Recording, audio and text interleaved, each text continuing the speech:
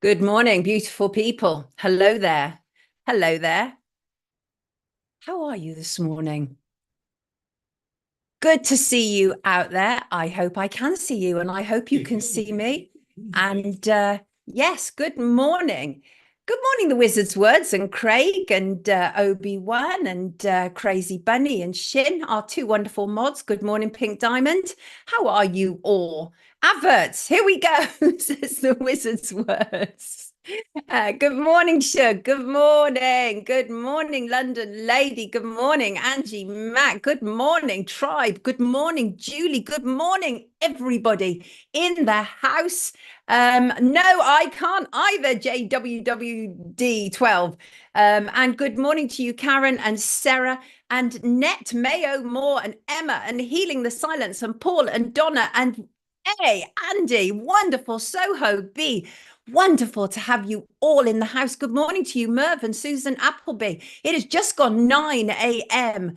British summertime in London. How are you? Monday, 10th of June, 2024. We have a packed show for you. You wouldn't expect any less from me. Come on now. First of all, of course, hello and welcome to everybody. Oldies and newbies alike, you're absolutely welcome here. Let us know in the comments where you are. Good morning from Cornwall, says see how we are living. What's the weather like, everybody? It's pouring down here. Well, it was about 20 minutes ago.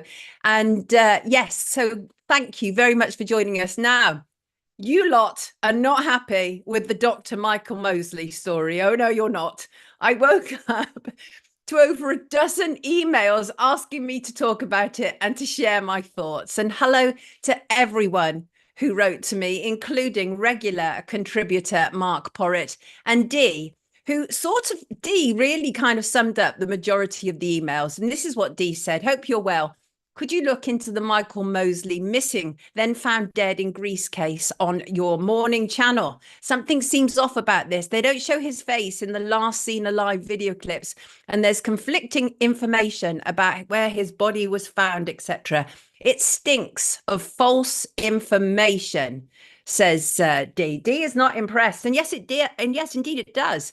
So let's look closer at it. Well, for those who have managed to miss the wall-to-wall coverage of this event, Dr. Michael Mosley was holidaying on the Greek island of Symi when he left his wife on the beach last Wednesday to walk back to their holiday home, only he didn't arrive. He was found yesterday morning, sadly, dead, just yards away from a beach. This followed an extensive land, sea, and air search. Now, for those who aren't familiar, Dr. Michael Mosley is, or rather was, a TV doctor, broadcaster, producer, husband, father, and a particularly widespread and nasty pusher of C-19 measures, including jabs. He even wrote a book, COVID-19, What You Need to Know About the Coronavirus and the Race for the Vaccine. That doesn't mean, of course, that I wish bad on him, not at all. It does mean that I consider big pictures and big agendas when things happen to people who push certain agendas. And so he's somebody who's known for his fitness. Indeed, he advocates a sort of keto lifestyle. He advocates for intermittent fasting. He was said to be adventurous and fit. And it's not unreasonable to ask if there are any suspicious circumstances around his death. He was a high-profile man, as I say, said to be used to this type of adventure. He wasn't even 70, but he ended up dead. And one of the series that he did was Trust Me, I'm a Doctor. As I say, he was considered an expert in diet, weight, and good health. And he was also diagnosed with type 2 diabetes, which was quite the question mark over that. And we're told it was potentially a heart attack, but who believes what mainstream media tell us anymore? Not I. And, you know, despite ending up as a full-on establishment doctor, Michael Mosley wasn't always like that. Early on in his career, he actually pushed against the establishment and against gross inequalities in care. He was considered something of a rebel, but along the way, he became more of an establishment doctor. And the problem, of course, about being a media doctor is you start sounding like a press release when it comes to health because you have become part of the accepted and dominant narrative, as he did with COVID. If he diverted from that, he wouldn't have been promoted. I mean, that's just a simple fact. That is exactly what happens. We've seen that. We've seen that with doctors like Dr. Sam White, Dr. David Cartland, Dr. Mohammed Adil. These are doctors who spoke out against C-19, and they all ended up in front of the committees of their medical authorities. And so I think that's quite interesting. But there is a mystery here because at least one reporter, a Daily Mail reporter, gave a first-hand, eye view of what had taken place. And it doesn't seem to correlate with what is being said. And he said there was some confusion about the fact that Dr. Mosley was found where he was found. And the reporter pointed out that people had searched the area where he was, and drones had even flown over it and seen absolutely nothing. Yet it was it was the mayor who was giving a press conference on Sunday morning who alerted people to something he saw, and it was confirmed to be Dr. Mosley. That in itself is curious. I mean, it is. No wonder people are asking questions.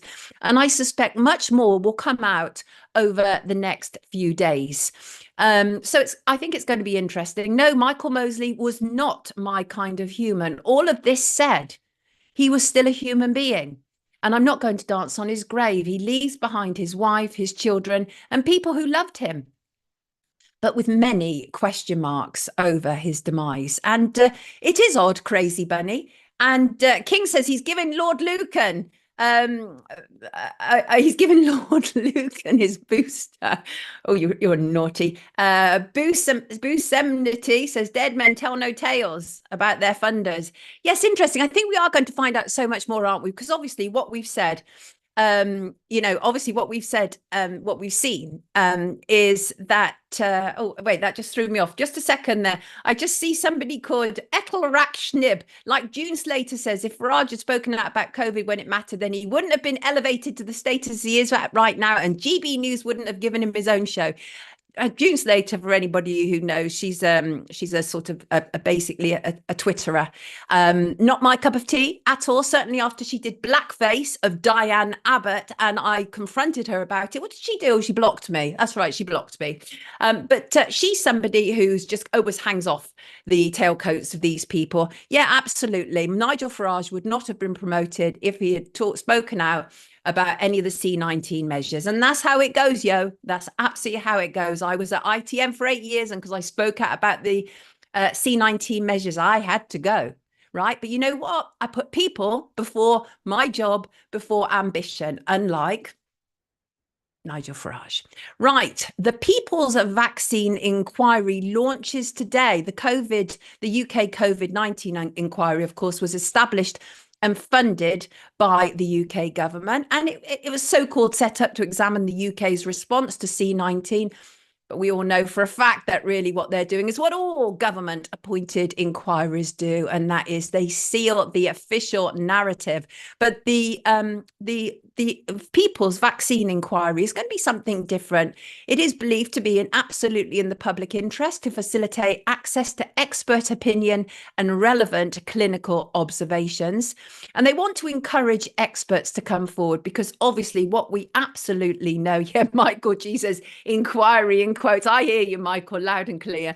But they want to encourage experts to come forward because obviously lots of people didn't speak out. Lots of people did a Michael Mosley. That wasn't die on a Greek island, of course, but that was push the C-19 narrative. And so the People's Vaccine Inquiries, some of the contributors who will be taking part, Dr. Dean Patterson, Dr. Ross Jones. I've interviewed Ross. She's great. Dr. Claire Craig, same. I've interviewed Claire, she's diagnostic pathologist. A lot of these people are involved with the Heart Group, one of the groups that was speaking out during C-19. And Mr. Nick Hunt, who I've also interviewed. He's part of the Persis Group. He's a retired senior civil servant from the Ministry of Defence, and hopefully he will be speaking up about some of the things that took place that we need to know about. Yes, we do. Good morning, Sipo Charles, calling me Sonia Poo. Good morning. That's kind of, it's really funny, Sipo, because we've realised that we call almost all of our pets something to do with poo. Like We had Bluesy Poop, who was our cat, and our dog now, Lovely. I call her Lovely Poo. So it's quite funny, isn't it? Healing the Silence says experts equals say what we need you to, otherwise you know what will happen, right? I won't hold my breath, says Sarah. I feel you. The Scottish inquiry is way more detailed than the English version of the inquiry. Catherine, it absolutely is. But it didn't look at the guys online, like Rustler, for example. They have been out there shouting for justice in Scotland. And while the Scottish COVID inquiry is revealing more than the UK one, it's not revealing anything that we didn't already know. And that brilliant activists like Rustler and more were already highlighting. So that is the reality. Good morning, Robert. Great way to start the week. We love to hear that. The wizard's word, Sonia Poulton, burning. Lol, is too early. It certainly is. My name actually originally was Vanessa. It was Vanessa Sonia, but somewhere along the way, actually when I was like 3 years old, it got changed the other way around. Sonia Vanessa. There you go. I call mine Poopy Poo Pups. Isn't it funny? We're so affectionate, aren't we, with our animals? We really are. A question, by the way, are US waging war from inside Israel now? Because the official US president's account tweeted in Israel, President Biden met with first responders to thank them for their bravery and the work they're doing in response to the Hamas terrorist attacks. And there's a picture of Biden shaking hands with American soldiers and other soldiers. And then they deleted that tweet. Why did they delete that tweet? Is the US at war against Palestine? I mean, is it? We need to know, don't we? Biggest crime against humanity. Pink Diamond says, I'm sure they are. What? Annie H says, a retired doctor from Hart was pushing jabs for babies last year. I don't know who that was, and I'm not impressed if that was the case. I'd be shocked. What's this? Shugs just inherited a one-eyed, half-eared ginger this morning, gave him milk and meat. Come on, give Sonia a thumbs up, says Humphrey Fluffy. Yes, please. That would be absolutely wonderful. Should we welcome in our first guest? I think we should welcome in our first guest. After that, I'm going to talk about how Germany has updated its war plans. And I think it's important for us to keep an eye on what's going on around the world right now, because, you know, we've got to be so incredibly careful with what's going on and keep an eye out there, because we know we are surrounded by warmongers, of course. Yes, we are indeed. So I'm actually welcoming in two guests to join me this morning. I think this is Catherine. Good morning, Catherine. Good morning, Sonia. Good to have you with us, everybody. This is Catherine Evans. Any second, I'm going to be joined by Ian as well. Just ask him to unmute. Oh, there he is. I'm sure he'll be with us any second. Catherine, you are the party leader, of course, of the Freedom Alliance. That's correct, yes. I think Ian should be checking in any second. Hello, Ian. Good morning, Sonia. Good morning, chat. And how are we today? We're fine, Ian. Thank you. Right. Okay. Okay, that's still buzzing, Ian. Probably pull back a little bit from it. Just pull back. There you go. There we go. Yeah, I think that should be all right. Let me just bring us all up so we can all see us. Right, everybody, welcome to Catherine Evans and Ian Pugh. Catherine is, as I say, the party leader of the Freedom Alliance. Ian is a candidate running for Wallasey. He's also on the executive committee. And one of the reasons they're here is not least we are obviously on the run up to an election. We haven't entered the sensitive period yet. Not that that would necessarily impact us, because we're not idiots. But we did mention the Freedom Alliance the other week because several of our viewers actually wrote in. I read out a letter where one of our viewers was saying, look, I understand that you're all politically homeless. And this was after Priscilla, a viewer, had said, what shall I do? I don't know what to do. Shall I just destroy my ballot and all of this? So I put a question out to the public and people gave responses back. But the Freedom Alliance was one of the parties that people mentioned as being worthy of our vote. So I said, all right, well, let's find out if they are then. So I invited them on, and here they are. There you go. Right. Thank you. Thank you for being here with us. We really appreciate it. Right, let's get cracking. Catherine, tell us. I mean, obviously, we're on YouTube live stream and we know you have to be careful around certain sensitivities and topics. But you all came together as a consequence of you all being on the same page regarding the measures of C19, which is on the same page as me. I think that's fair enough. I think people get an idea of where you're coming from on that. But tell us, how did you come together? So the party itself came together, as you said, as a kind of a protest against various restrictions and things that the government were putting in place a few years back. As I'm sure we all remember, lots of us went out on marches and our lives were found very difficult with various measures that the governments were insisting upon in order to keep our jobs, or restrictions on our movement, when we could go out and when we couldn't, and who we could meet up with, all these sorts of things. So it was at that time that the party actually formed. My journey into the party came about 2 years ago. I came across Jonathan Tilt, who was the then leader. He was giving a talk, and I heard him. I was politically homeless myself. I thought, if there is an election, I've got no one to vote for. I came across them, and I was taken by just his courage and conviction, really, to stand up and take a really alternative route in the fight for our freedoms and to form a party. I just felt, well, wow, what a fantastic idea. And I felt that politics has always kind of been for them over there. It's never really been for us, the little people down here. And it kind of opened that door in my mind that ordinary people like myself could actually make a difference on the political stage, and that's actually a stage that we can be on. And once we get into that arena, we can start making a really, really big impact, a big difference on how the country is governed. So that's why I joined, why I eventually stood as a candidate, and why I think the members felt I was the right person to kind of follow on further down the line as leader. Got you. Excellent. Thank you for that. Now, obviously, one of the problems that we have with smaller independent parties is how many candidates can they actually stand? Now, obviously, you're standing, Ian. Any more? Yes, we've got 5 standing in the general election, and there's also some by-elections going on at the moment as well. So we've got 2 in by-elections, and one of our members is also standing as a candidate, but she's decided to take the even more independent route and just stand alone. But we support her fully in that decision. So at the end of the day, she's got the same values as us, and there are many independents out there, like Debbie Hicks. I don't know if you know of her, who does a lot around keeping cash circulating, 15-minute cities, and all these independents are on the same stage as us, same platform, and we need to support each other. A lot of people are saying, because obviously it's interesting, isn't it, that the British election is actually on the American Independence Day. And one viewer wrote in and said, we need to make it the Independence Day, independent, voting for independence. So, Ian, why do you want to be a politician? Are you mad?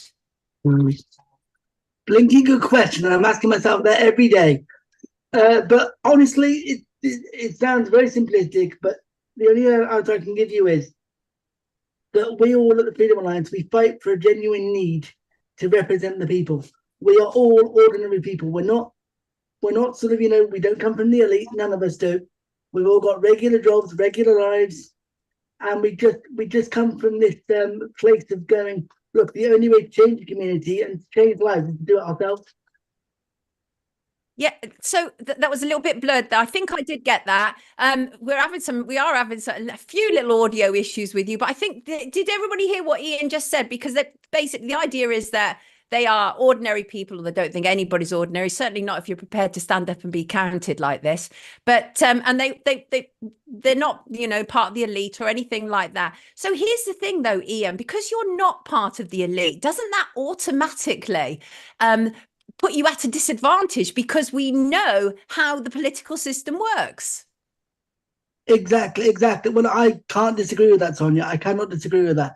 But at the same time, the only way to sort of flip that advantage around the other way is to start questioning narratives, is to start going, wait a minute, this isn't how it is, and whatever else, and start, really, really push, alternative views and alternative thinking. Because that way, then the elite will have to start listening. Talk to me, Catherine, about your manifesto, and tell me some of the things that you feel sets you apart from what else is on offer. I think quite a lot of things on the manifesto set us apart. The mainstream parties, we'll be talking about the structure of the parties. You know, a lot of them are funded. They've got large corporate donors. We are all volunteers. We're not paid. We don't get, but we also don't want large donations from corporate bodies. So that's one thing that sets us apart. Also, we'd like to change the system in the removing the first past the post and go to proportional representation. That's another thing that sets us apart. If you look at a lot of the manifestos for the other parties, they don't cover the things that we do. So you don't see any of them talking about keeping cash circulating, for example. They're all kind of pushing towards a digital currency. Keep that cash. Yeah, keep it going. Keep that cash. You see a lot of the net zero agenda is being pushed by all of the mainstream parties. We're against all that net zero nonsense. We're not going to have people only allowed to move in 15 minutes from their homes. We're not having any of that. People want to bike ride and walk wherever they want to go. That's fine, but we're not going to push it as a way of saving the world from climate change. Right. Absolutely. So here's the thing, is that people are genuinely sick of politics. And what is the response? Ian, while you've been out there, presumably campaigning, what has been the response to your party? So I would honestly say mixed. Some people are going, what the heck are you doing this for? You're all nuts, as you allude to. But we have had a lot of positive feedback from people that are genuinely turning around and saying, look, we are genuinely sick of the omni-party approach. So therefore, we need a solution, and the only way to provide that solution is to give them one, and that's what the Freedom Alliance aims to do. Right. And I'm just reading here, we're more than just a party that opposes the government's infringements on our civil liberties. In bringing like-minded people together, we have started to create a positive vision of how we would like our country to be governed. And this is the thing. It's like, I'm not sure whether it's just as you get older, you realize that lots of things are wrong and could be so much better. But there's so many people who are like completely disgruntled about what is happening in the UK. They feel that it is a terrible point, that we're run by globalists, that the agenda has gone to hell in a handcart over the last 4 years at least. How are you, any of you feel free to answer this. How are any of you going to convince people to get to a polling station and vote for you in the areas that they can? That's a tough one. It's a tough one to ask people to have trust in someone that they've never heard of before. So I think that would be the same for a lot of people. And also, I don't personally want to go down the road of rubbishing all the other parties, because that's all they do all the time. They just point the finger, blame each other. And I've looked at one of my my Labour Party, my opposition person, and all she does in Parliament on the rare occasion she stands up is point the finger. She never offers anything different. So I think that's where we do come in as something different. Whereas as a party, we ask our members all the time, tell us what you think, tell us what you'd like to see in the manifesto, help us develop our policies. We are a member-led party, and we should be member and people-led communities. It shouldn't be top-down, it should be bottom-up approaches. So when we come across people who are into creating new communities, who want to set up allotments, who want to help with social care in the local community, who want to change, who want to take away the council tax system and come up with something different. These are the people we need to hear from. These are the people that can change our political landscape forever. We need to hear from you, and we want to put in place what you've got to say. Let me read you some of the comments. Paul in the comments says, pick a new face. I'm in Wallasey and I'm picking Ian Pugh. So there you go, Ian. You've got a vote already right there, which is great. And Shug says, I just won't get involved in it. Voting makes no difference at all. You'll get the same old, no matter what. And that is what you're up against, isn't it? Is the amount of disenfranchisement that has been created by a two-party system is what is an absolute obstacle for you. So tell us the places where people can vote for you. Where are you? Okay, so the 5 people we've got in the general election, I'm standing in Birkenhead, which is in Merseyside. Ian, who's on the call, is standing in Wallasey, which is also on Merseyside. We've got Earl Jesse, he's standing in Newbury, which is down south. We've got Wes, and we might get his surname a bit wrong, but I'll try my best to pronounce it. It's Wes Masumbucolt, and he's standing in northeast Derbyshire, which is kind of the Sheffield kind of area. And then we've got Mark Turnbull, who's up in Scotland, in East Renfrewshire. So we are a bit scattered across the country. Good. We would have liked to have had more candidates, but as the election was called very quickly, a lot of people who had wanted to stand had felt it was just too short notice to get funds together for campaigning. People have got holiday commitments, work commitments. Right. And so we would have liked to have had more, but we haven't got the long games to play, unfortunately.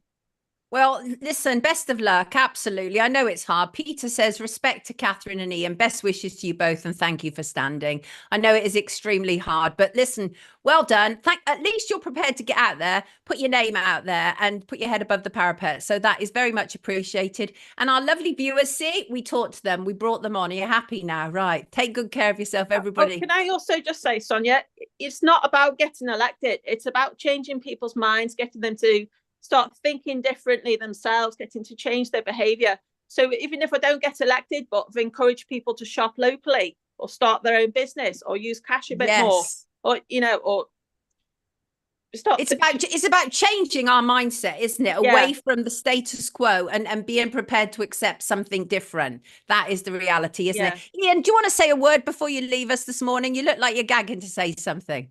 No, I was just reading the comments. I was just reading the comments in the chat while we were talking there, and I would just add to Catherine's comment. Whether it's Freedom Alliance, whether it's another freedom-based party, please use your vote on the 4th of July, and let's try and get the same old faces out and the new faces in. Okay, well, I don't think anybody would disagree with that. Well, some might, of course, because that's the kind of world we live in. Everybody, this is Catherine Evans and Ian Pugh, both from the Freedom Alliance. And if you're able to, then please vote for them. July the 4th. Take good care of yourself, both of you. Thank you so much for joining us this morning. Good to have you with us. And it's not easy what they're attempting to achieve, and good luck to them, frankly, because we need to change something, don't we? We can't keep on with the same old. And at least they're trying, right? At least they're trying. Right, lovely people. I was thank you, Catherine Ian, says Shug. Absolutely. What's this? Mindset is all about behavior and our way of living. And Michael is not impressed with any politicians. Michael is not. I don't think for a second that they are weffers, Michael. Not at all. That is not where they're coming from. I wanted to talk before our next guest about what was going on. I noticed, Catherine, you made a comment about the petrodollar, yes? But Germany has updated its war plans, which is very curious. For the first time since the Cold War, Germany has updated those plans. Should conflict erupt in Europe, they're saying, with ministers citing the threat posed by Russia. It's a 67-page document known as the Framework Directive for Overall Defense, released this week. And it kind of envisions a complete transformation of daily life for German citizens. It includes conscription, rationing, subway stations turned into bunkers. And listen, just listen to this for a true glimpse of a boot on the back of your neck, right? Under wartime conditions in Germany, according to this document, mandatory conscription into the army would be reinstated. Skilled labourers aged over 18 could be made to work in certain jobs, including bakeries, post offices, as well as actually being prevented from quitting their jobs. Can you imagine that? No, you must stay in that job. Rationing will also be brought back in. They're already talking about dwindling food stocks and supplies. The government would stockpile food to provide citizens with, quote, one hot meal a day for an undisclosed period of time. There would also be rationing of petrol and oil. And unveiling the plans, German Interior Minister Nancy Faeser said it was necessary for her country to arm itself better in the face of Russian aggression. Well, there's a theme going on here, right? You live in somewhere in Germany. Let me just have a look. What's this? Alia says, I'm in a village in Germany. I bet we don't get a bunker. Our local town has no money. You know what, Alia? I suspect you are absolutely right. Yeah, self-employed is the future. Answer yourself. No one else, says the wizard's words.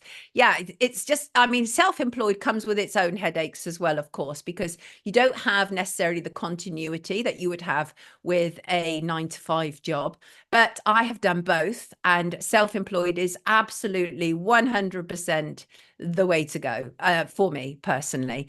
Anyway, going back to these German plans, government said that the document warns that Germany's hospitals would have to prepare to treat large numbers of patients. It adds that if war breaks out, the German population cannot count on government organized help to be provided immediately. So let me get this straight.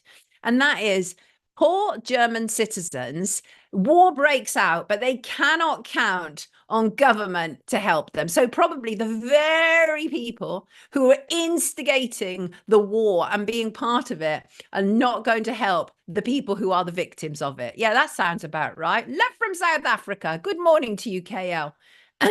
Right, Jan says weather modification and weather lies must stop. Who believes it's been hot this spring? Absolutely not. It's raining, Jan. It's raining here, right? And we had the heating on, open fires. I've got a cardi on, for goodness sake. It's the 10th of June.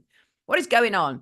So yes, just quickly, briefly going back to Germany, they're organising basements, underground car parks and subway stations that should be used as temporary bunkers. And the document states that attacks could occur with extremely short warning times. This all sounds like it's all being predetermined. Our German viewers sending you lots of love that you're dealing with this nonsense. Yes, absolutely. Well, Germany's weather services are expected to continue even in the event of an emergency. We talked about this on Friday, of course, about how we should very seriously take what Putin is saying and what his senior ministers are saying. But the West love to taunt him, don't they? They just love to keep taunting him. Just not a good plan. And so what we now have is Germany drawing up these plans. And all I can say is, you wonderful, glorious people in Germany, beware, because you've got absolute psychopaths, as indeed we have, running your country. Right, let me welcome in our next. Hasn't stopped raining for months, says Catherine. Really, Jan? They're already there, are they? Here we go. Let's see if Rada's here with us. Here she is. Good morning. Good morning. Hi, Sonia. Can you hear me? I can. Everybody, this is very lovely Rada Sterling. And Rada is, well, she's a hero, frankly. She's a bloody national treasure. So one of the things that Rada, when she came to my attention, was to do with this organization that she'd been involved in founding, Detained, in Dubai. And it came to my attention because a very good friend of mine was supporting a lady who was going through absolute hell in Dubai as a consequence of her ex-husband and the problems in that country and in that nation. Rada, tell us, why did you form Detained in Dubai? Why?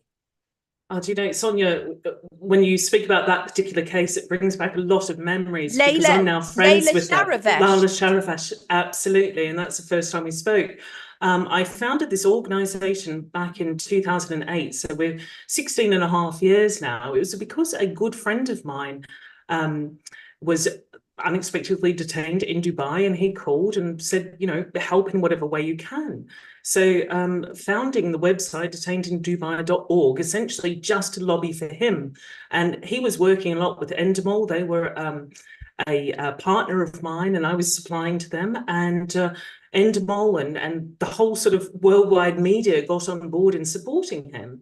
And he was falsely accused of possessing drugs. Essentially, the authorities said that they found specks of dust at the bottom of his bag. But because of the campaigning we did, it was really the first time, I think, that the UK had heard about Dubai and these kind of issues. And it just went viral everywhere. But because of that, people started contacting me and saying, you helped your friend, can you help me too?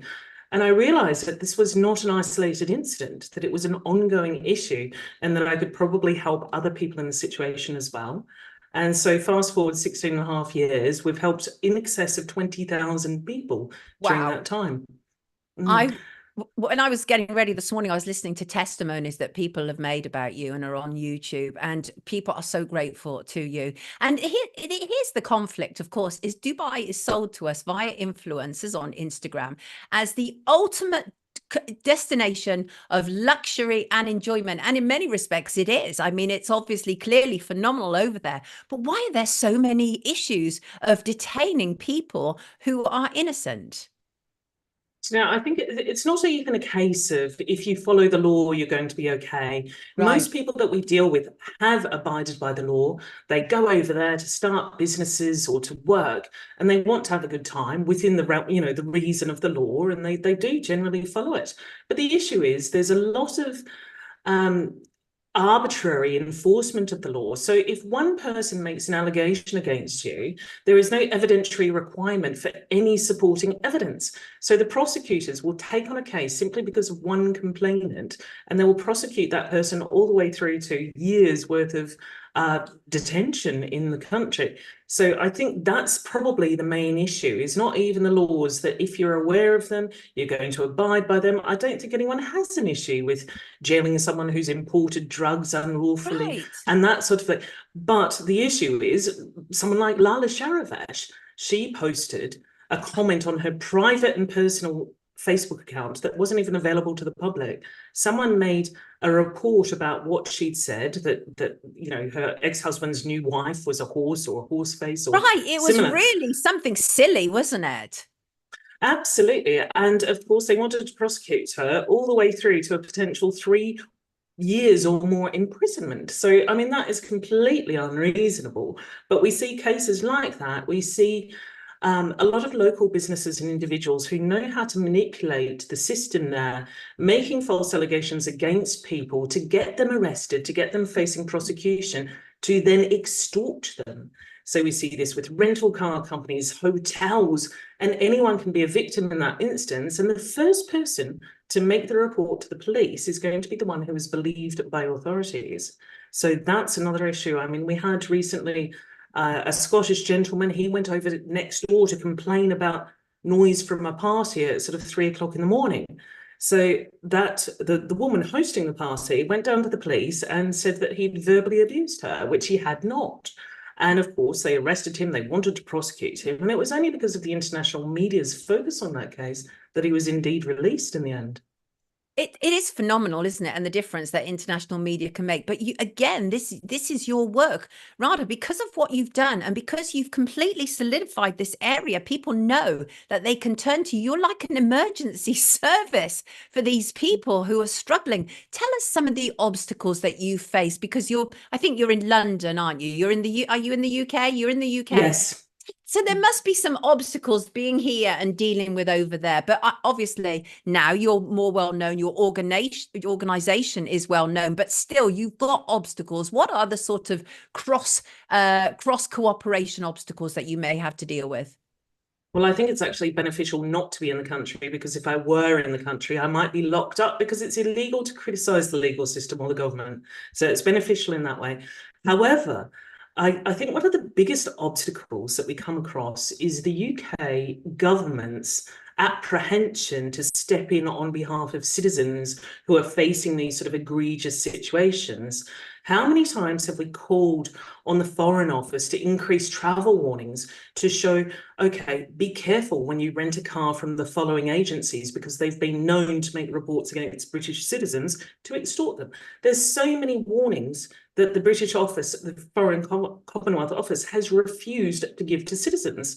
And I think, part of the reason is obviously because of the UK's trade and security relations with Dubai.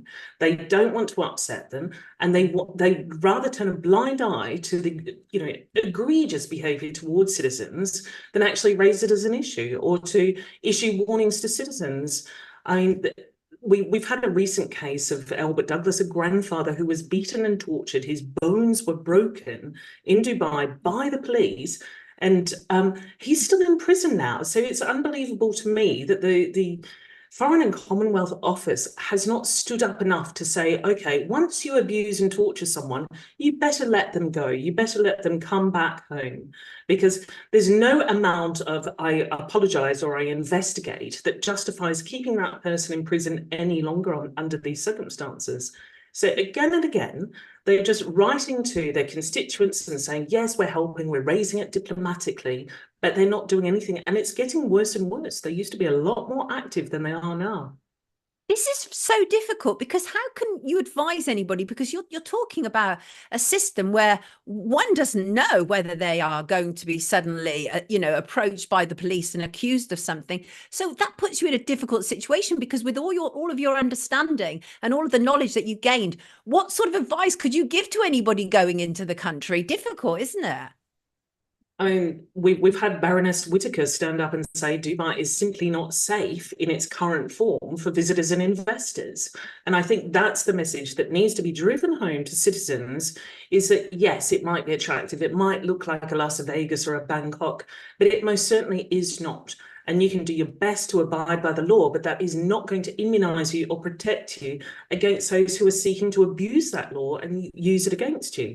So I think that's probably the biggest issue, is that people tend to err on the side of, if an allegation is being made against you, or if you've been charged with a crime, they tend to say, well, where there's smoke, there's fire. So you must have done something wrong. You must be guilty. I'm not going to be targeted by authorities. It would never happen to me. So you've got that sort of, Yes. situation going on with mentalities. And I think a lot of that is spurred on by the UAE's incredible marketing campaign into London, purchasing advertising through all of the major newspapers, at the train stations, at billboards, everywhere you go. Invest in Dubai property. Come here. It's a wonderful playground for social media influencers. But how many social media influencers have also had charges levied against them? They never talk about that. And I think our media, also the mainstream media, has the issue that they're taking money from Dubai, and that's causing them to perhaps overlook a lot of the issues there. That's scandalous. So our country, our nation, is compromised by money and the revenue that it receives from Dubai, including advertising. And here's the thing, I'm so glad you've come today, because you're actually myth busting. Some of the people who were writing in were under this idea that in Dubai, you have to do something really bad, like sex on the beach or something like that, right? But people are shocked what happened to Lala. Absolutely shocked that a Facebook post where she did something that many of us would have done in a similar situation. And certainly because I know some of her background and how she was being treated in terms of finances, etc. So she didn't do anything out of the ordinary. So people are quite shocked that that was happening. I think that's really important that you're here, because as I say, it's absolutely myth busting what is really taking place there. So at this moment in time, you're saying that, one of our senior politicians is saying, or rather a lady is saying, absolutely not safe to go there. Would you echo that then? Oh, at this point, absolutely. Nothing has changed over the past decade. We've seen, talk about changes in the law and talk about making Dubai a safer place for foreigners, but we're not seeing that in the results. We're not seeing that as far as people being arrested are actually being beaten. They're being extorted. We've had a grandfather with his, broken bones and head injuries. And this is just, it's almost out of a movie, and it's not a good one. I think that probably the most important issue, and yes, you mentioned Lala Sharavish, when she posted that Facebook post, she posted it in London 5 years before she traveled to Dubai. So she was arrested for a 5-year-old post that she made from another country. I mean, that is unbelievable. So imagine when all of the Princess Latifah news was going around, there would have been a lot of social media comments and a lot of people supporting that case, which ultimately is a violation of UAE law and could lead to their arrest. It's illegal to use a VPN. There's so many things that are illegal that most people are doing just by the way that they see other people doing it in Dubai and getting away with it. So they suddenly believe that they'll get away with it as well. But all it takes is a single person who doesn't like you for whatever reason to raise your case with the Dubai police, and you don't stand a chance to defend yourself. Does money talk in Dubai? Yes, I mean, we've seen the recent, I think, expose about, how criminals are provided safe haven in Dubai. That's not always true. I have seen many extradited, even innocent people especially have been extradited unfairly, in my opinion. But certainly if you are a criminal or you are an accuser of someone else, if you like I said, if you want to extort someone, if you want to make a false allegation and you have money and you have influence, you're absolutely going to stand a better chance in court, and almost always the other person is not going to be able to achieve justice. That's one of the reasons why the English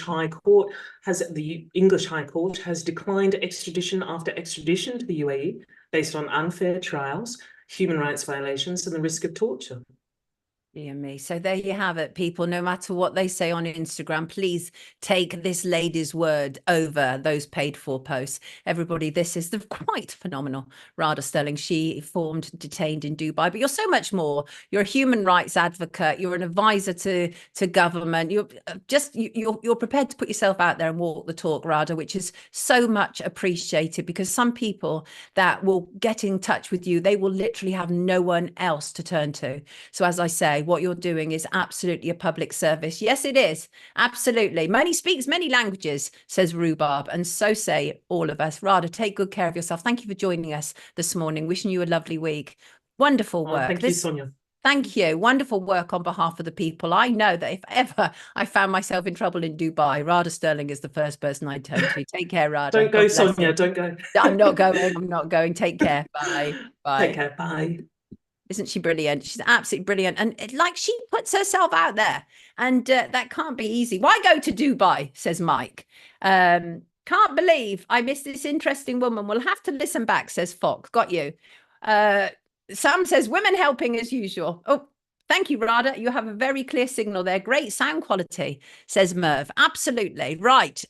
Let's have a look at some other stories. Do you want to get me all wound up, people? Right. You know how the establishment likes to rewrite history, right? You know what they say, don't you? History is written by the victors, which is usually the establishment, right? So I want to talk about the rewriting of the C19 history. And I want to talk about this because Dr. Asim Malhotra, who was very late coming to the C19 party. In fact, so late, he'd even been on TV pushing the jabs. But nonetheless, people make mistakes, and I get that. Even medics who should know better, and that's fine. However, what I am not allowing is the likes of Dr. Asim Malhotra to rewrite history. And I say this because Mr. Malhotra has taken to promoting an establishment hack. Yes, Isabel Oakeshott, whose partner is Richard Tice, former leader of Reform and almost the sole backer of Reform before they brought in Nigel Farage. Well, Miss Oakeshott was a heavy promoter of the C19 measures, including the jab, including lockdown.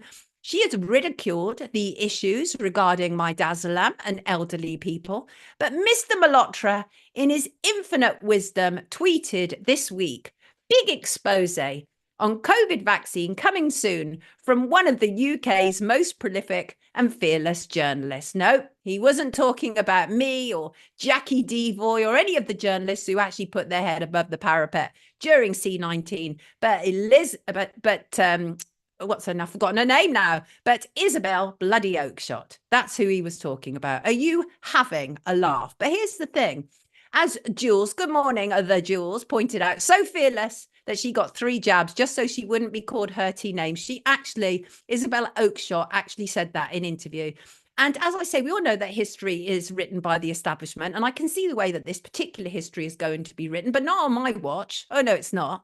You see, a Malhotra cannot turn to a journalist like me because my very presence highlights how slow he was in doing the right thing. People like me ask too many uncomfortable questions of people like Asim Malhotra. However, Oakeshott is in the same late boat as him, and it benefits both of them for them to be written in history as the saviors of this. They are not. So many other doctors and journalists came before Malhotra and Oakeshott, but do not have the ability to promote themselves to the degree that these, you know, publicity hungry pair do.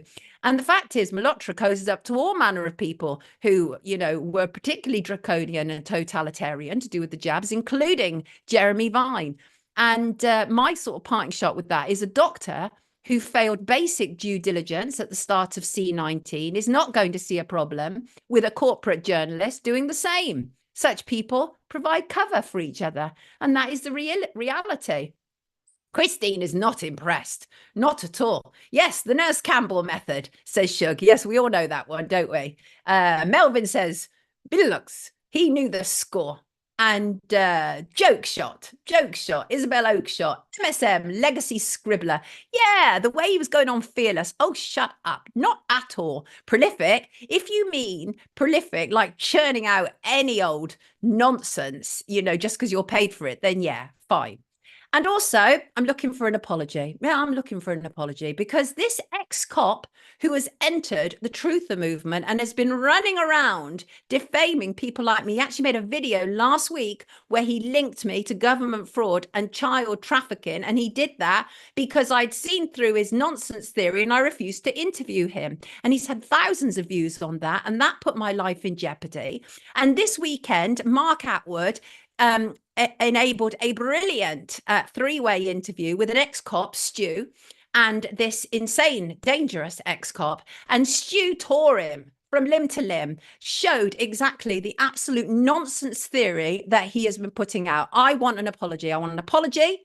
And I want him to remove that video, right? Simple stuff. He's put my life in jeopardy. He's put innocent people's lives in jeopardy with his idiotic idea that there is this grand fraud taking place at Company's House, which is then linked to international child trafficking. Do not, under any circumstances, link me to the death of Nicola Bulley, to the disappearance of Madeleine McCann and bloody Epstein. What is wrong with you? What kind of shill would do that, right? I want it removed and I want an apology, right?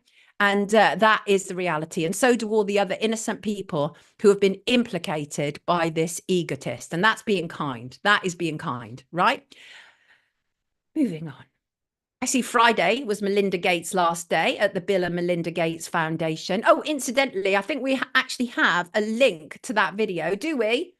Do we have a link to that video, by the way, that people can watch? The expert dissection of that individual. Oh, you watched that? Did you, Catherine? You did?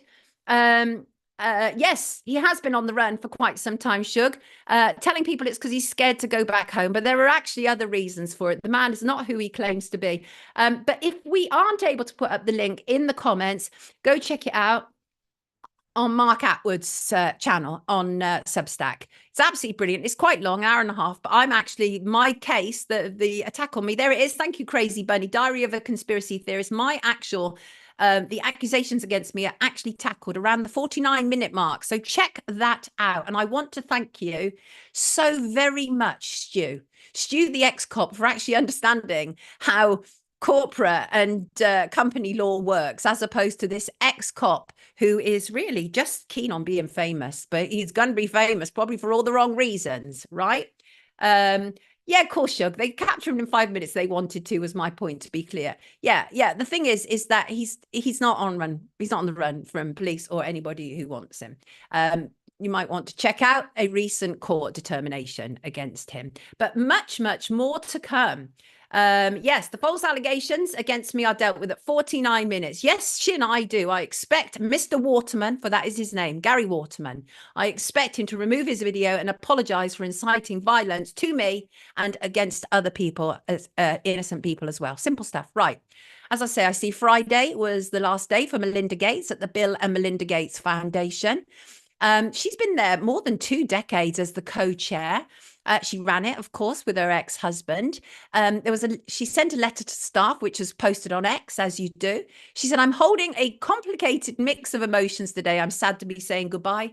Proud of all we accomplished, energized by what's ahead, and excited to see what to do next. But the emotion I feel most strongly right now is gratitude. Is it? Really? That's interesting.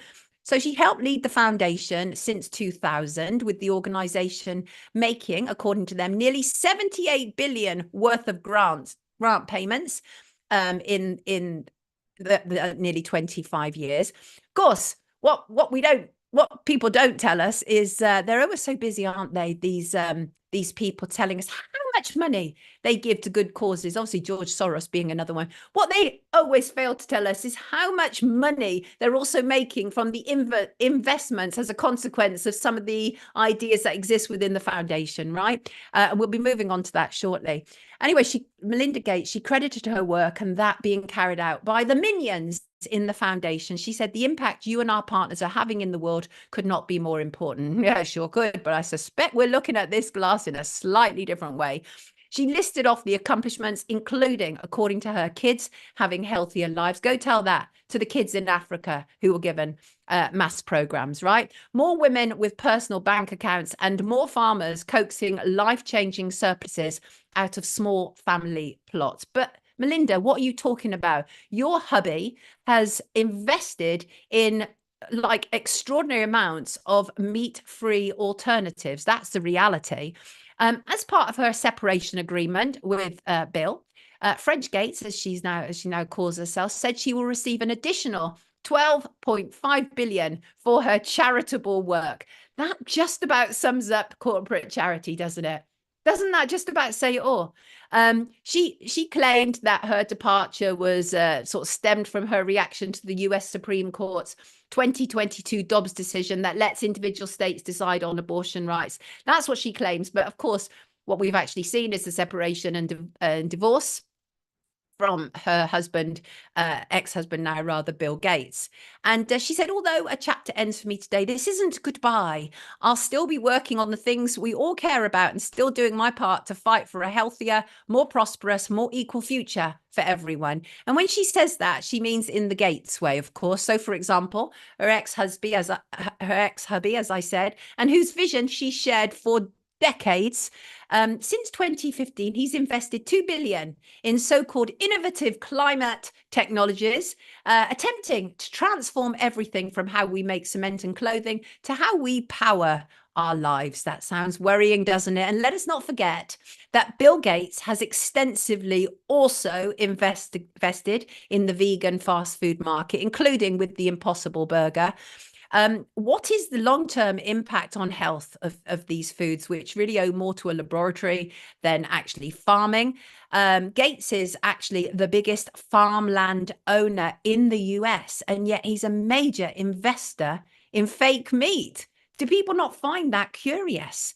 And the thing is about this fake meat is that the industry notoriously uses the herbicide glyphosate, which is glyphosate or glyphosate, I think it's glyphosate you pronounce it, which is used to protect soy, which is the basic ingredient for these burgers. And it's used to protect the soy from weeds. So again, we don't know the long-term impact of this. What we do know, because these are ultra-processed foods, is that there are numerous studies about ultra-processed foods linked with numerous health issues, from depression and cardiovascular disease to asthma, type 2 diabetes, which is why I find it quite interesting that Dr. Michael Mosley was diagnosed with type 2 diabetes, seeing as he was such an advocate for healthy food. But somebody's going to leave a message saying it's not only being unhealthy that leads to type 2 diabetes, and I accept that. And, you know, the thing is, human bodies are not built to accommodate these fake products. They're not. And depending on the individual, the body will react in several ways. Some people will just dispel it, right? They'll just dispel it from their body as being useless. But others, it will impact the body deeply because it will become harmful to the body. So it just is down to the individual. I don't know about you, but my body reacts very, very quickly to anything it doesn't want. When I was in hospital a couple of years back, they gave me a cocktail of medications, and within almost seconds, I projectile vomited the whole lot out. They literally couldn't give me medicine because I kept vomiting it. And my body just would not accept it. One of the things, of course, that Bill has invested in, by the way, in terms of what our body doesn't allow and doesn't want, is the Impossible Burger. It's marketed in the US to make meat redundant. And I did refer to an article by Sally Beck the other week in The Conservative Woman, and I would urge you to read it. It's absolutely brilliant. And in it, she talks about, for example, how the Impossible Burger patty say, contains all manner of things. The proteins are sort of powder derivatives, and the process, well, like Kentucky Fried Chicken, is a commercial secret. And it's never good, is it, when the process of food is a commercial secret? And honestly, some of these ingredients are truly problematic in the Impossible Burger. For example, the xanthan gum, forgive me, my pronunciations are wrong here, that was designed to thicken the drilling mud in the oil industry. That's used. And the thing is, the process for these Impossible Burgers, they begin with actual real ingredients, right? But the result of it achieving this, like being like a burger, is achieved via using advanced fermentation techniques, huge manufacturing process. And but one of the most worrying ingredients that Sally points out in her article is, oh, bear with me, is soy legemoglobin, which puts the Impossible Burger in the UPF bracket. It is genetically engineered form of the heme iron found in the root nodules of soybean plants, and it gives fake meat its sort of bloody meat-like taste and color, which is, it's all genetically modified and engineered and grown in a vat. This is lab meat. Very worrying indeed. It just really concerns me. My psoriasis healed through diet and exercise, says London Lady. Yeah, absolutely. Monum TV says KFC is not allowed to use the word chicken any longer. It's just KFC now. Tell me that's not true. Tell me that's not true. That is really concerning. Shug says this is just a chemical gloop. It is. He's also working. Oh, I've just read that, didn't I? Michael, did I just read that? He's also working with the Scottish farm on genetic shenanigans. Anyway, the problem is that they're putting out these lab meats, and some of them haven't been able to demonstrate their safety to the US Food and Drug Administration. So that is really concerning, because so they are able to put these fake meats on shelves and they haven't even passed the basic safety tests. And there was actually, Sally Beck in her article points to a study that took place. Illinois prison inmates were fed a meat-free diet, a planet-saving diet, they were told, between 2003 and 2018. And the results were the women stopped menstruating after a few months, so it was removed from their diets. The men developed digestive problems. And Beyond Meat, which Bill Gates also has investment in, they supply McDonald's, another part of the junk food, plant-based meat alternatives.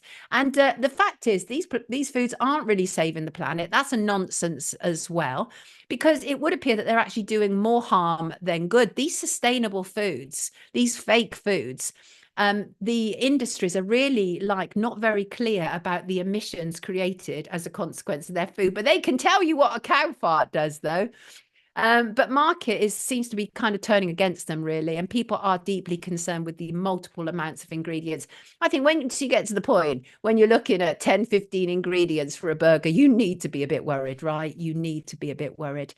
Let's change the tone here, lovely people. Let's bring in somebody completely different for a different kind of conversation, which I fancy, because I think it's a good thing to do. And there he is. Good morning, Hello. Johnny Woodrow. There you are. Good morning, Sonia. How are you doing? You all right? Well, lovely to see you, Johnny. I like that background. That looks lovely there. You literally look like the author who's ready to settle in his study of a morning. I am settling in my study of a morning. I haven't knocked out anything, any books. So that might be happening at some point. I don't know. But anyway, look, yeah, this is my study. Lovely to have you with us. Johnny Woodrow, everybody, is the host of Stop It, You're Killing Me. It's a podcast about comedy, speaking truth to power. And I thought, I followed Johnny on X. I've heard him talk with lovely Abby Roberts before. And I thought I must invite Johnny on because Johnny is really keen on talking truth. And so I sent Johnny a message because I said, what drives and inspires you to do this work? Because the fact is, Johnny, what we're actually doing, public truth telling, it's a bit of a run business, isn't it? It is strange. Why would anybody in their right mind want to do what we do, Johnny? Well, look, I'm not in the same category as you. The investigative journalism thing gets you into a whole lot of trouble, doesn't it? Right. So I'm a pastor. That's what I do for most of my week. So I'm doing Bible teaching and things like that. And so I don't want to put myself in your category, right? It doesn't cost me, hasn't cost me what it potentially costs you guys that do the truth telling thing. Why be committed to truth? Because anything else, well, it sounds obvious to say in one sense, is a lie. And you know, Abby and I have been talking about truth, goodness, and beauty for a little while, and trying to get our heads around what is it that's what's a ground we can all come together on, whatever your kind of faith background or anything else like that, that can inform conscience and help us not have what happened again, what happened in the last 4 years happen, and push back tyranny. And truth, goodness, and beauty, the opposite of that is parasitical on it. Evil is the opposite of truth, goodness, and beauty. Evil, lies, don't generate anything. They don't produce life and goodness. Right. And I get up in the morning hoping that by the end of the day, I'm going to have finished up in a better place than I started, right? So, I mean, I think that's most people's motivation for getting out of bed in the day, is you know what I mean? And we could take some wrong paths on the way through our days. But I'm committed to truth and goodness and beauty because that's where human flourishing is. Yes. And I have enough experience in pastoral care situations that if you leave a room not having told the truth, then you've just set yourself a problem for later on. You know, if people are going through difficulties in life, they need reality. And we need reality checks. And sometimes you have to say, look, this is actually, I can see what's going on in your particular situation, you know, in a counseling situation or something like that. You have to lay the truth down. Otherwise, there's going to be no progress, no movement forward. Right.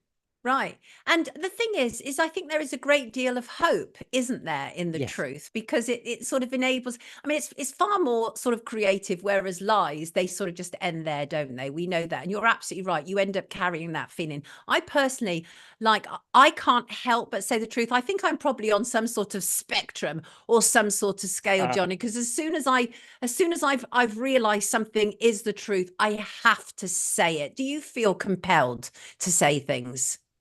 Yes, I do. And I may also be, I don't know, whatever ADHD is, I think in my 40s, I've realized probably that collection of descriptions, whether they're in biology or just a way of being in the world, fits me quite well. So I tend to process out loud. I tend to think by talking. And it's like having a stone in the shoe, isn't it? When you see something has been it's not about correcting people on everything they ever say. I don't mean that, but when you see a glaringly obvious untruth that's parading around as a truth, there's something visceral. You just know, because you just know it's just wrong. You're right. It is visceral, isn't it? It gets us in the solar plexus. It doesn't matter what we're being told. Once our inner knowing knows it's wrong, it just won't leave us in peace, will it? No, and that's why I think that's why I'm trying to think about how do we articulate this truth, goodness, and beauty thing, which is sort of shorthand for natural law for our consciences, because whatever the darkest things that can happen to people, in the darkest moments of tyranny, truth, goodness, and beauty, because they are fecund, they produce life. I went a little bit Alan Partridge there. I just realized we love it. Because they produce things that they can't be ultimately suppressed. So in a concentration camp somewhere, you find comedy emerge. Because people have a pursuit of joy in some kind of way, and that means they have to keep repeating truth. They look for goodness in moments where there's deep injustices, and then there's a moment of justice. It's a beautiful thing. Oh, it is. So this is so I think it both gives you, thinking about truth, goodness, and beauty, gives you a moral ground that we can all gather on, whatever our background, but also it's deeply hopeful, because those things are givens in the world. They were here before you and I showed up. They'll be here after we've gone. And they're built into the fabric of reality, and they keep reasserting themselves. The trouble with the climate change nonsense is gonna hit reality. It keeps hitting reality. Right. So they have to keep shifting the narrative. Reality is the greatest enemy of tyranny. Yes. Yes, we love that. Oh, that's great. Reality is the greatest enemy of tyranny. It is indeed one of the things that you use. And I think that whatever tool that we can use in order to be able to reach people is wonderful. And one of the tools that you use, of course, is comedy. And you ask many deep questions about it. For example, how can comedy be used for good and for evil, for propaganda?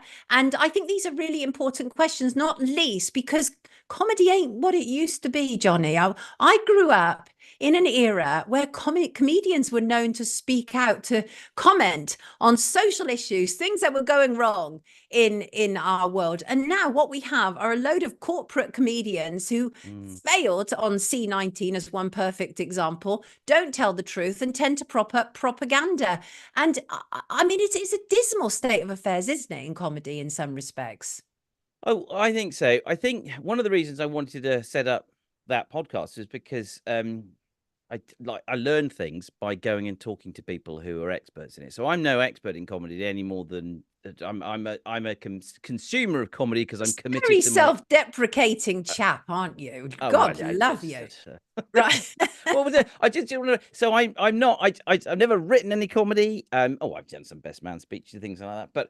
But so I wanted to find out what about comedy in this particular moment. Precisely because whenever you read up on kind of the history of tyranny in the 20th century, what was it? The day that Stalin died, there were 250,000 comics who were in prison for telling jokes in the gulags. Right. So the history of tyranny and the canary in the cage of the comedian is deeply related. When they start policing jokes, you've got somebody. The thought police are about, aren't they? And that kind of self-censor thing. And so the issue of comedy in a tyrannical moment is I think, quite an interesting and instructive way in. And there's two reasons for that. One is because there is a persuasive element to a joke. Good jokes work on playing with reality. Yes. And there's joy in a moment of insight. So some of the reasons we love those comedians that do a good rant and diagnose problems is there is joy and laughter that comes with a moment of insight. And because I love this idea. Peter Kreeft, who's a Roman Catholic philosopher, talks about the soul in flight toward joy. And in comedy can do that. So that first of all, it tells us about the human spirit, but then because of that, you go looking for the parasite, the thing that's going to try and subvert it. And it's in there in comedy as well, where somebody's going to use those powers or that ability to do the propagandizing thing, to try and make you feel in a kind of in a crowded room, like the crowd laugh in this direction at these prearranged moments where they're cued to, and you're not. What's wrong with you? Yes, that kind of thing. So I think it's a good barometer of the state of humanity in a moment of tyranny. So people are talking about religion in the comments quite naturally, because you said you were a pastor. So I mean, I think like politics, many people are also disenfranchised with religion as well, and feel that there are some religions that just kind of want to shove it down our throats. I'm much more kind of relaxed and laid back. I sort of I renounced my Christianity when I was actually at university after I was doing theology as my minor, which I ended up changing to sociology. Oh yeah, I was doing theology. But I changed, Johnny, because I ended up having this sort of debate with the lecturer who pointed out to me that we are children of God, but only with a small c. And I was highly offended by that, the idea that we are small c children of God. And I didn't feel that that was necessarily the right way because I feel that we're all equal, right? All equal. But what he was obviously doing was saying that Jesus is a big C child of God and we're small c children of God. What do you think about that approach? Well, You said we got 10 minutes. So look, so Jesus is a Give one-off. the man 10 minutes and then encourage him into a theology conversation. Yeah, we're really in. The category the Bible uses is we're image bearers. So we are made in the image of God. And that and because of fall into sin and things like that, we need to be restored. And so the Son of God, who is the second person of the Trinity, that's a whole lot of Trinitarian theology, takes on human flesh to become one of us, to be made lower than the angels, to become one of us, not a more high-ranking one in some way.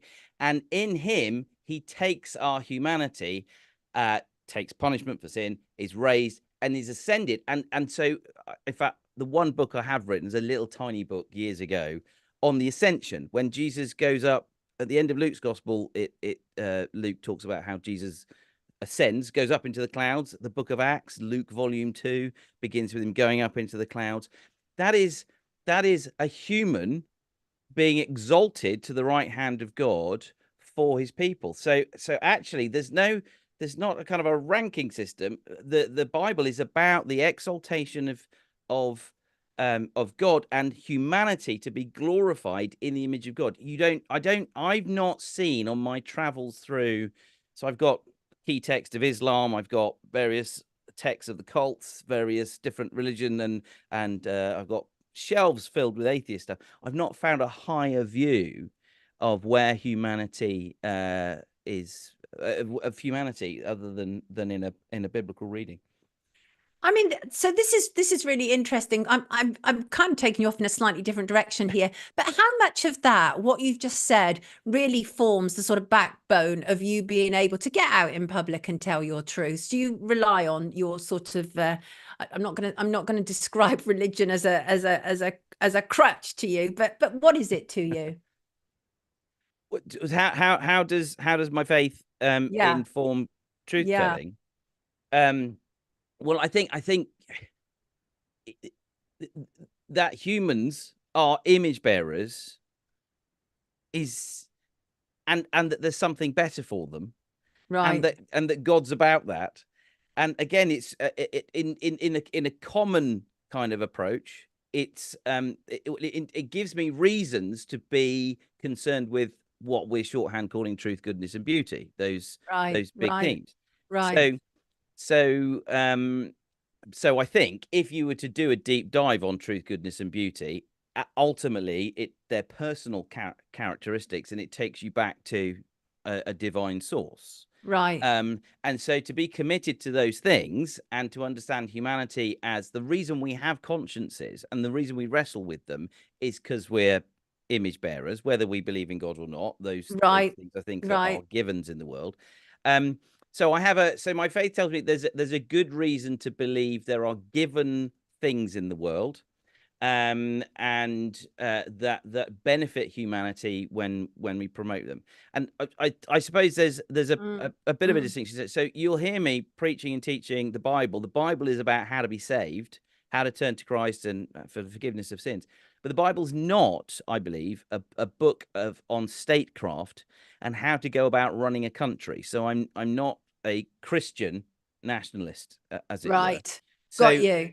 So I'm not like, oh, you need to turn to the Bible in order to deal with all that's going wrong in society. The Bible tells us the grounds, theological grounds for why we have consciences. Right. But there's something called natural law, they might have called it natural theology. You look around the world and we know, so you and I come from different faith perspectives, for whatever phrase you want to use it, but we both agree truth, goodness, and beauty are given things in the world that we ought to campaign for. Yes. So as I come to the public square on these things, and what's happened in the last 4 years or more and how we got there, there's a more, I'm talking in these general terms, or, well, specific terms, but I'm not saying believe in Jesus and then you'll be able to understand what went wrong in the last 4 years. Right.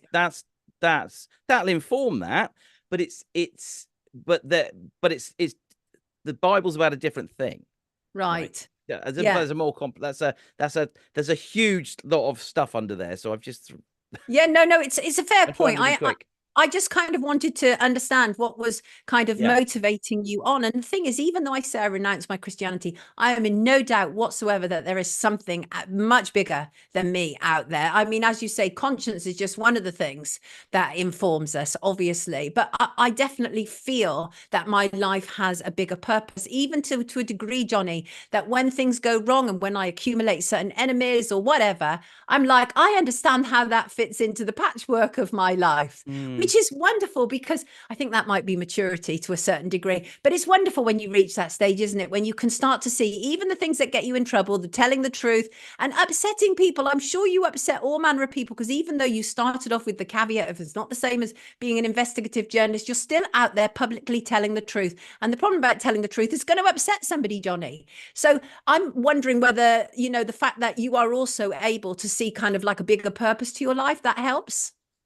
Oh, most definitely. Yesterday, I was preaching through chapter 11 of the book of Hebrews, which is the as you do. You know, it's just you do on a Sunday.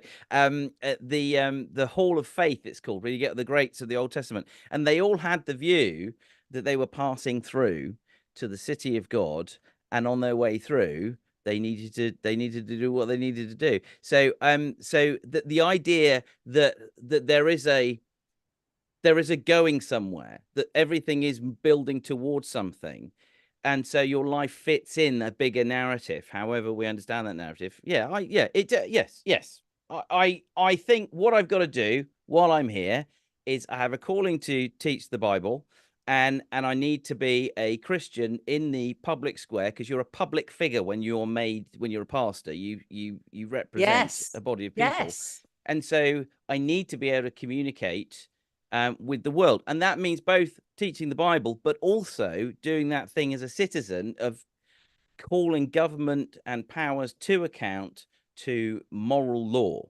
when they're failing it, and trying to and also just have a personal interest from sort of academic past in the experience of being human. So I did sort of psychology, and now I'm doing a theology project. But then again, that's also kind of on what's the relationship between humans and reality. That's quite a big question, isn't it? You know what I mean? So I mean, here's the thing, they're small questions to big answers, aren't they? That's what you do. You ask small questions to big answers, which is wonderful. Love that.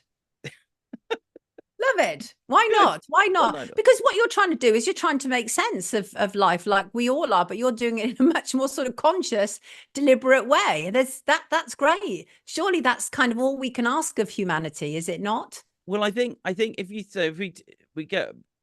I try and be concrete for a moment, because I'm very, I do this. Just, you can see I'm wafting my hands. The last 4 years, part of the diagnosis of what went wrong is not in the stats. It's in what were the assumptions that we all let go of what it means to be a human. When you have young people with learning difficulties who are now under the state, and the state determining what they would do if they had the forced vaccination of vulnerable young adults who can't make the decision themselves, and so are usually reliant on family, and the state steps in to kind of go, no, we'll do the thinking for you. We will be your rational person. There's an assumption. Parent. There's an assumption going on there about what a human is, and there's an assumption there in the state about how the state can now grant full humanity in some kind of way. So to actually fight that kind of concrete horror, some thinking has to go on about what are the assumptions? What are we assuming a human is? And that's where some image of God stuff comes in and counters those kind of crazy ideas that the state sort of peddling. But truth, goodness, and beauty, natural law, those kind of ideas support a human and diagnose why were we all treated like we were pathogen carriers, not humans. Why cover our faces? Why separate us? What assumption and assume that's going to be good for us? Stopping work, worship, and family, and education. Why did anyone think that would be a good idea? Because there's a fundamental forgetting, suppression of what are the basics of being a human. So the big ideas stuff lands there in diagnosing assumptions.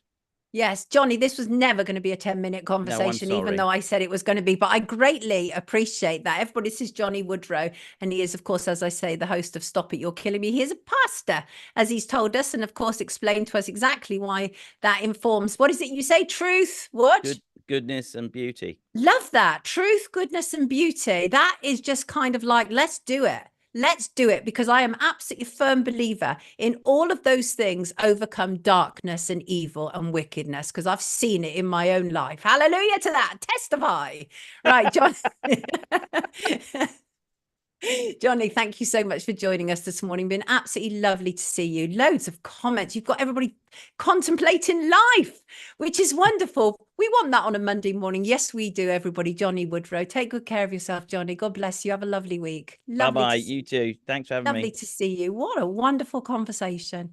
Yes, that was really wonderful. Just wonderful. I said to Johnny, come on, talk about truth, and ended up taking the poor man in all manner of directions. Yes, London Lady says, thanks, Johnny. Amen to that. Hallelujah.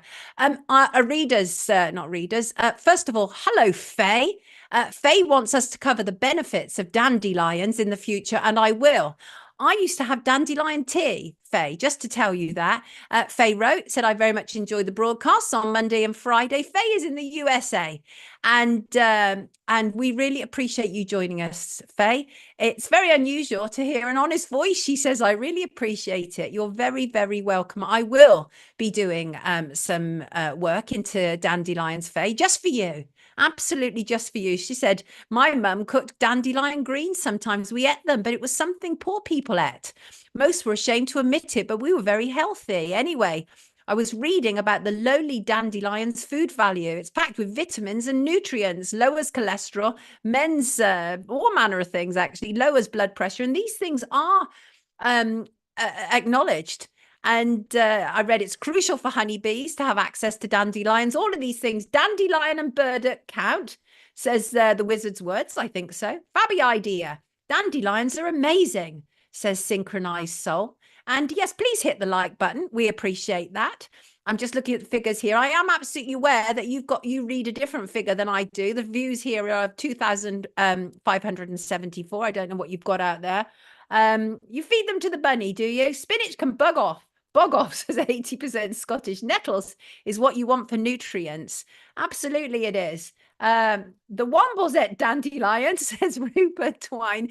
Is that right? Did they? The Wombles of Wimbledon Common are we? Right. A letter from Dan says, Dear Sonia, have you got any updates on what happened as a consequence of all the deaths at Astroworld in 2021? I would appreciate any thoughts, Dan. I do, Dan. Astroworld, of course, was the fatal crowd crush at the rapper Travis Scott concert. 10 deaths, absolutely awful. 25 hospitalized.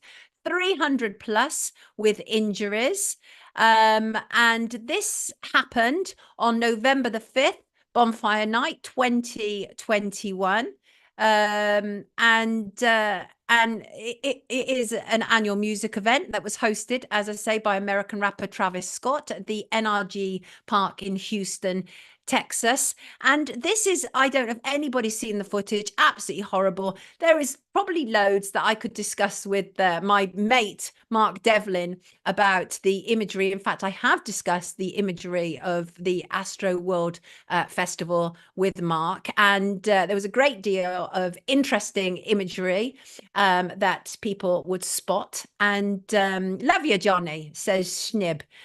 Interesting name going on there. Anyway, there was a great deal of imagery that people such as Mark Devlin found interesting. But anyway, there was this giant crush, and he was Travis Scott was late taking the stage. There was a massive crush forward. People were deeply harmed. People have been queuing and waiting to get into this venue and being at this venue for 12 hours. Like actually sooner. There were people queuing from 6 o'clock in the morning, and he came on stage at 9:05 at night.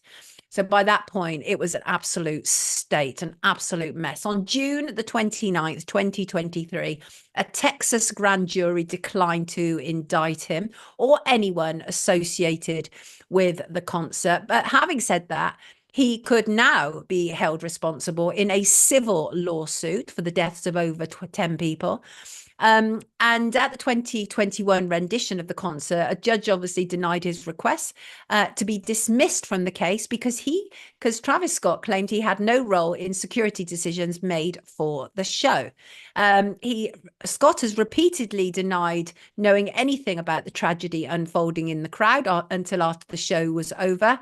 Scott told police he did see one person near the stage getting medical attention, but otherwise did not know about the widespread nature of the issue that was taking place. He said he did not hear any of the "stop the show" chants from the crowd and would have done so had he known.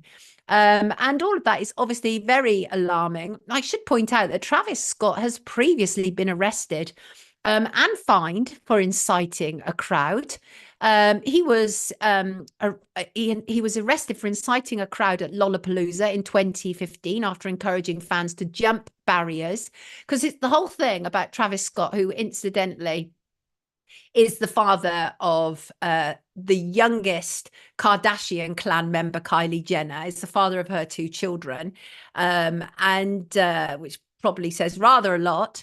But his whole thing was about kind of rage music, and it really built people up to a certain height. And a lot of the imagery was very satanic and very red and very bloody and all that kind of stuff. And so it looks like there's a civil lawsuit that, well, it's already started, actually. It started in May, taking place. So I think, Dan, I think that's going to be interesting. I think we can all see that he's going to end up paying an awful lot of money. This is, I mean, some of the things that were absolutely repugnant about it, for example, was his girlfriend or his partner at the time, Kylie Jenner, was there, and she actually filmed and put on social media. You could see an ambulance arriving in the middle of the crowd, and she filmed that and put on social media, then was deleted, of course. And many people are deeply concerned about it. They felt that the event itself looked ritualistic. Yeah, so we shall see, Dan. I'm keeping up to speed with that, seeing what's happening in terms of the payouts. There will be payouts, but it is now a civil matter because it was ruled it wasn't going to be a criminal matter. As I say, Travis Scott, not his real name, denies any responsibility whatsoever, and that must be so awful for the families. I mean, just so awful that they're young ones, because it's a young crowd largely, went off to a concert and never returned. So rest in peace to them. And I see somebody has mentioned Ryan Garcia. That Ryan Garcia carry-on is a strange one as well, says Paul the Hat. So Ryan Garcia, obviously a boxer, he was arrested. Was it Friday night? They said it was damage, and there was this tweet circulating on Twitter, and it has apparently been deleted. But the problem is you don't know whether it's real or not. But the tweet was supposed to have been posted from Ryan Garcia's official account, saying that something was going to happen to him on, I think it was June the 8th, and that was when there was the issue with him being arrested, and apparently he was said to have conducted damage at this hotel. So that is a bit curious, but we also know that he was speaking out. We know he was speaking out, and we know there is a problem with, when I say speaking out, I mean going against the official narratives. And he did on a number of things, including the trafficking of children. So he was definitely speaking out. Pink Diamonds says sacrifice. And good morning to you, Danny Roscoe. Good to have you with us today. Danny Roscoe, of course, very outspoken character. Danny, come and join me on the stream one morning. But I like Danny. Danny speaks out against the sort of the grey and the official narratives, and is prepared to go up against people just for the greater good of telling the truth, which I like. Absolutely. Yeah, HK, I mean, obviously there's something really curious, isn't there, about the Ryan Garcia story. Certainly if that tweet is actually true, right? If that tweet was actually true, that he actually said something was going to happen, then I think that is absolutely curious. Indeed. And oh my God, let me just see, there was something else that I wanted to talk to you about. I want to end on discipline, actually, the issue of discipline, because I think discipline is a really, really important issue. But I just want to say, absolutely wonderful to hear about this dog who ran 4 miles to get help for his owner, who crashed their car into an Oregon river. And the dog literally ran 4 miles to get help for his owner. And so basically, Brandon Garrett was driving with his 4 dogs north on US Forest Service Road, near where his family were camping. During the trip, Garrett failed to navigate a curve, crashed over an embankment, and Garrett survived the crash, but the accident left him stranded and forced him to wait and hope for help.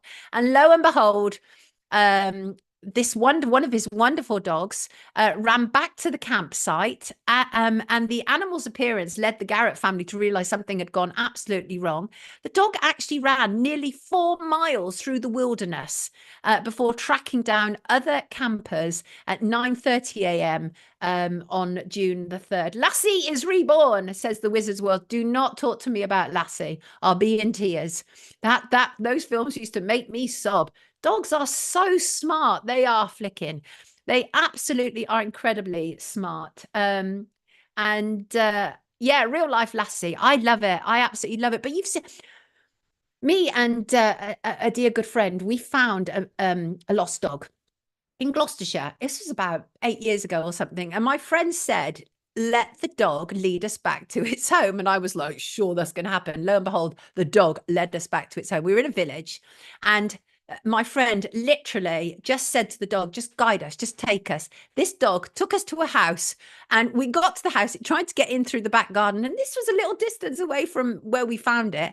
Tried to get in the back garden, and I said to the next door neighbor, do you recognize this dog? She said, yeah, it lives here. And I was like, oh, it is. And it was the dog lived in that house, guided us at home. Dogs are incredible. All animals are amazing. Yeah, Catherine, very intelligent and undervalued by love my dog Bella. I love my dog Lovely as well. And I did see a comment earlier. Oh, sorry, I'm sorry for forgetting your name. It's something Adair, and I'm so sorry. And just saying that I'm upset and disappointed about the conversation that we had on Friday about obesity. Please feel free to recommend somebody that you would like me to talk to about this issue. I am totally open. I want all voices. Don't want to be an echo chamber. All voices are welcome. Let me take a drink, a pause, and then let's talk about discipline, because discipline's a wonderful thing. And don't forget Skippy and Flipper. Skippy the bush kangaroo.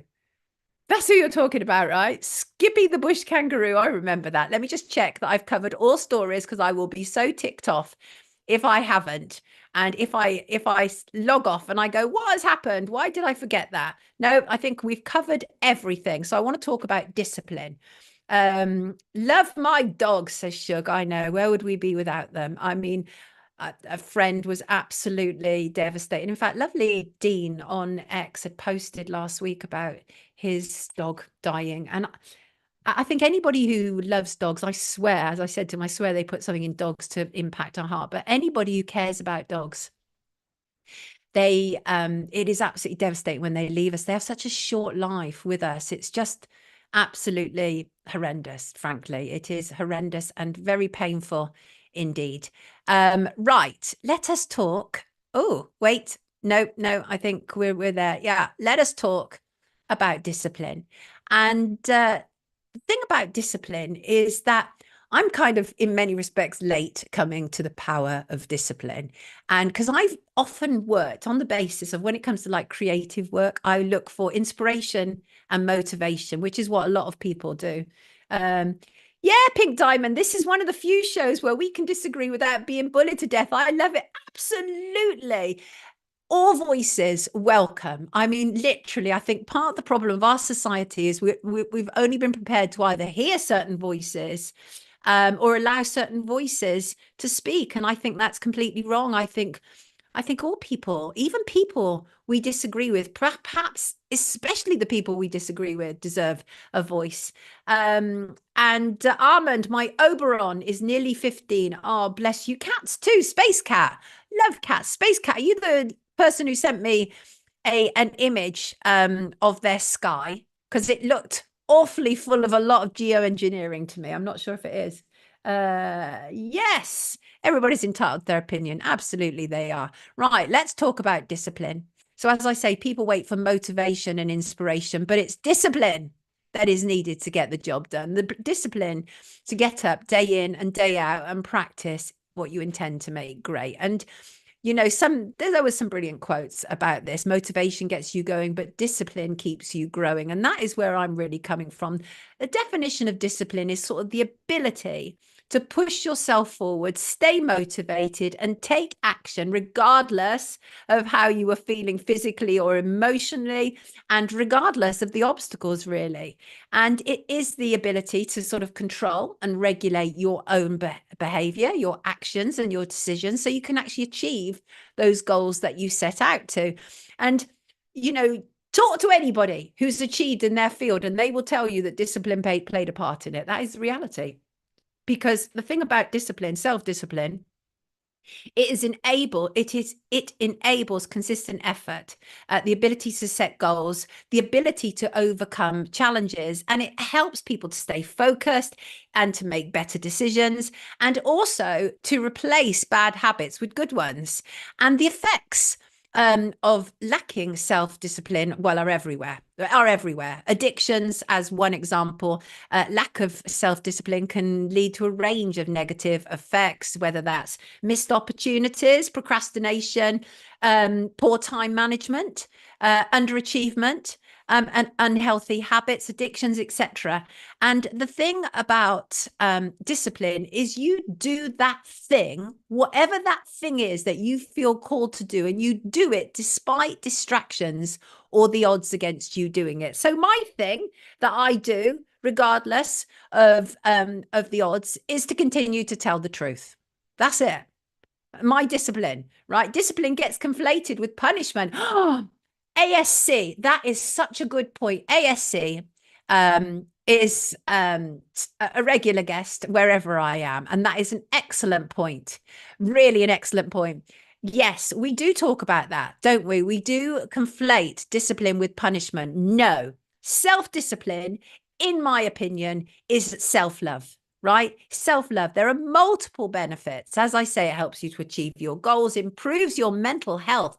When you have higher levels of self-confidence, happiness, and independence, studies have already shown, multiple studies, that these things will help relieve anxieties, right? Self-discipline will obviously benefit your physical health. People who demonstrate regular self-discipline often engage in healthier habits than those who don't. Your relationships will improve because you will gain clarity and understanding over things. Also, it makes you more resilient, right? Self-discipline can already enhance your ability to bounce back from adversity. I know that for a fact. And it can help you to feel happier, improve learning, enhance performance. And the thing is, research, again, turn into research, loads of research on this, shown that measuring a person's level of self-discipline is more accurate a predictor of success than measuring their IQ. I see, that's interesting, isn't it?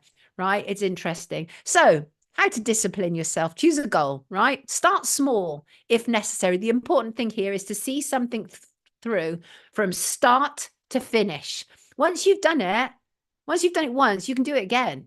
And that's the thing, is that once you have done a beginning, a middle, and an end of something, I literally taught my daughter this as a child, and she knows it so well. Beginning, middle, end. Always end something, even if it's like, I don't want to do this, end it properly. Don't just wander off from it, whatever, right? So here's some of the things, some of my tips that I work on that helps me and has helped me to develop discipline. Ask yourself what motivates you, right? So say, for example, if your discipline is to lose weight, ask yourself, why do you want to lose weight? Do you want to lose weight to look good, or do you want to lose weight because you want to be around for your grandkids? Right? If you can find a deeper motivation, it will help your discipline. It certainly will. There will always be obstacles in achieving our goals. So identify them. Is there an issue with money, time? Is there a conflict between what loved ones want you to do and what you think you should do? Because here's the thing, here's the kicker, right? At the end of the day, despite all of our responsibilities to other people, you are here to live your life. You're not here to live a vision of what other people think you should be living.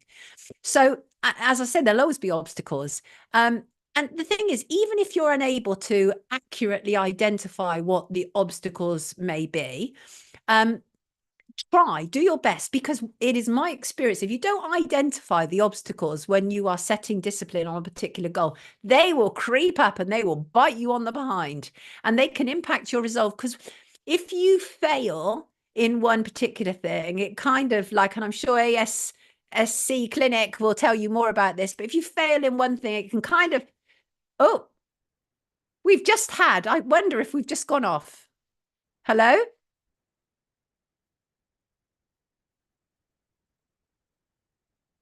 Have we just gone off, people? Because electricity, oh, apparently not. Are we still there?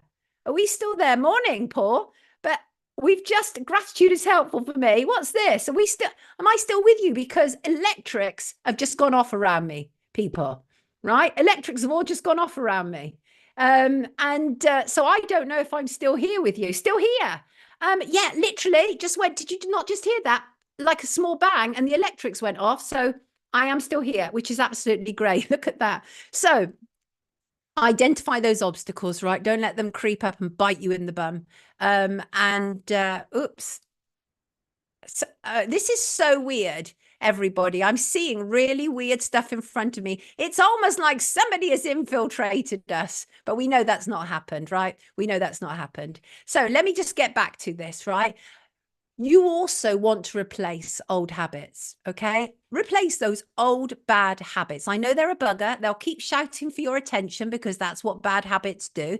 But you know what? It can only take a matter of weeks to develop a new habit. So use a good new habit, maybe eating a piece of fruit when you are craving for a sugar snack, and you will be surprised how quickly that becomes a habit. Because what I started doing, oftentimes when I was feeling hungry, it was often to do with the fact that I was dehydrated. So I would have some lemon water. That's become my go-to, lemon or lime water, my go-to. And that is my habit that replaced, multiple cups of tea or coffee.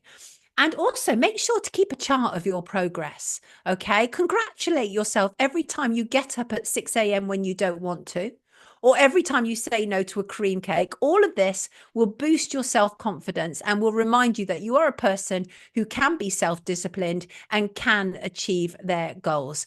So the pros of it, of course, it helps you to stay focused, enables you to meet deadlines, maintains a strong work ethic, all of these wonderful things that come as a consequence of self-discipline. Discipline is still going with the stream, says Healing the Silence. Yes, it is. Absolutely. Trip switch. Mr. Mensa, did you see it? It tripped. It absolutely tripped. Took out my lights, but there you go. Interesting stuff. Nice try, FBI, says Pink Diamond. 13th, they're attacking your Wi-Fi, says Stella. Yeah, well, 77th definitely spied on me. We know that. So don't be too surprised. Sounds like one of your other fuse has tripped. Check your circuit board after you're done. I will do, Andy. Absolutely, I will. And before I leave you today, first of all, as always, Mr. Mensa says, Crazy Bunny, buy Sonia some lemons. Yeah, absolutely. First of all, as always, I want to say thank you to everybody who's made this stream possible. That includes people who have suggested subjects and guests, our guests themselves, our lovely viewers, without whom, of course, none of this would be possible. Our wonderful people who have donated and enabled me to do this live stream. You brilliant people in the chat, as I've said before, you give me life. I have never said no, nor will I say no to a cream cake, says Flicking. Right? All that great energy. Yes, indeed. Listen. Oh, I wonder if that is what tripped it. Yeah. Who says no? I say yes. Absolutely. Teddy June, good morning to you. Good morning, lovely Priscilla. And right. I have a quote about discipline because I could not resist it. But just to say, self-discipline really is that incredible, essential quality. And it is unquestionably the key differentiator between people who are successful in life and those who aren't. That's it.